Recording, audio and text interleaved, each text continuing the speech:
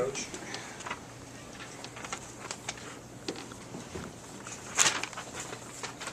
Fran, the three-point shooting, most of those shots, did you agree with, or did you rush on? Most of them I did. I thought there were a couple that were a little deep, maybe a little rushed. Some of that comes with, Ohio State's very quick and they close out hard and things of that nature. Maybe we could have shot fake and drove a couple. But, I mean, we had good shooters shooting open threes. I wasn't upset with any of them, no. Was tonight more Ohio State's defense or just a cold night shooting? I think a little of both. I don't think you would say it's one or the other. They were quick and aggressive. They were switching a lot. We got good looks. We got the ball inside. We got 15 offensive rebounds. So I think our effort was good there. Our execution on our set plays was good. Our execution in motion was not.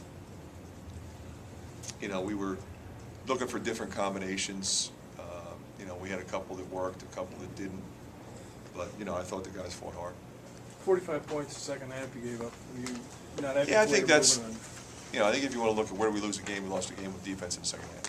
I don't think there's any question about that. I think you're right. Because, we were running pretty well. It's much easier to run on misses and get your confidence going and things of that nature. And, it was various people scoring. They were aggressive. Scott was aggressive. Smith was aggressive. Kraft was aggressive. Ross was aggressive. And they're all good players. Very hard to really terrorize the perimeter on the guards. They got 10 steals tonight. Did they do anything surprising on defense that was disruptive on the game? But it depends on how you define that, Scott. After a handful of very close losses, how are you feeling about the Big Ten tournament? I feel like we have as good a chance as anybody. Fran, in Columbus, obviously you had great success with your zone, and they were driving your man-to-man tonight, like you said, very aggressive. Was there a reason you didn't play more? We played a fair amount of zone in the second half. As just to try to slow them down. But in the zone, they were really open, and we did not have the same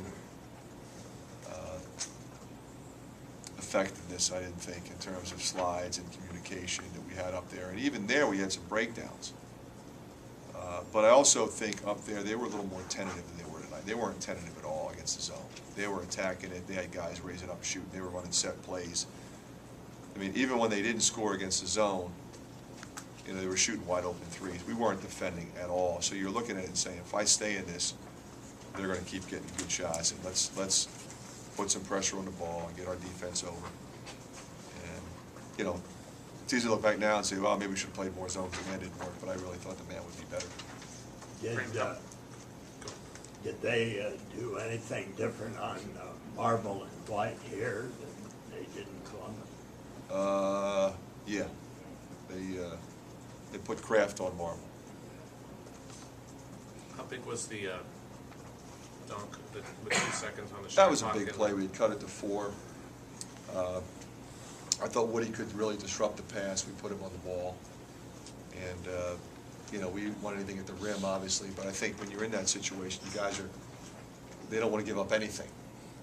And, they started running picks, and we thought they would run a back pick for Thompson, ran a back pick for Williams, and we chased it.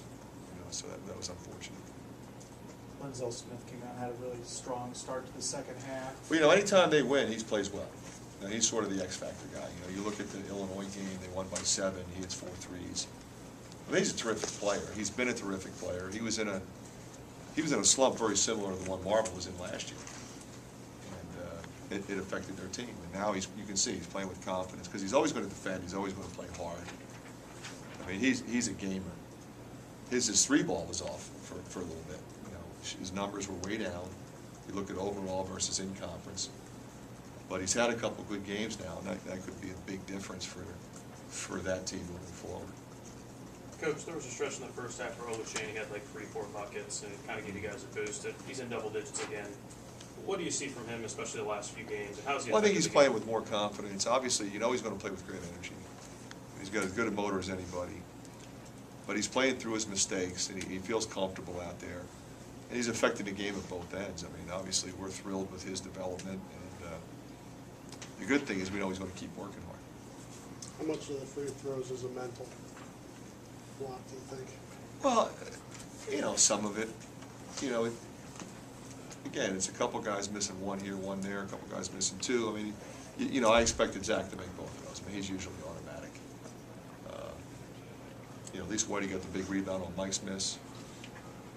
We made him Saturday, we didn't make him. Coach, another tough one with Michigan coming in here on Saturday. Very good team. Obviously, we lost to them up there. You know, last week, sat here not feeling good about how the game went, and felt like we needed to regroup and get the team ready to play on Saturday, and we did that. I thought our guys were really professional in their approach. I was very proud of them. Told them that. You know, we played hard tonight. We didn't play well. We never really got in sync. We got behind. We weren't in sync defensively. I mean, we made more mistakes than we normally make, and we just have to learn from it and get ready for Saturday. Obviously, you know, the #1 team in our league right now. Well, will this week be similar to last week in terms of how you handle your guys that handles the right? Yeah, you know, tomorrow's an off day, you know, by rule. They probably need it. And then what we'll do is we'll start getting ready on Thursday for Michigan. Obviously, we just played them not that long ago, so they know personnel, and we'll kind of bring them up to date on what they've been doing, and we'll have the film broken down, so we'll try to get better watching those clips and get ready for Michigan. Is there anything big picture of the team that it really needs to turn around, or is it, like last week you brought up toughness, or is it just the Big Ten grind, you win a game, you lose a game, you don't play I think well? you just have to be respectful of your opponent. You know, I think we tend to focus sometimes on what we didn't do, what we should have done, what I didn't do, what they didn't do. But you have to be respectful of who this team is. They were ranked 3rd, you know, a minute ago in the country. I mean, they came into the season expecting to win a national championship. They were in the Final 8 last year. They had a lot of people back. They have a lot of upperclassmen. So, you know, we don't want to get carried away here. We lost to a real good team and didn't feel like we played our best. Give them credit for having a lot to do with that, and be ready to go.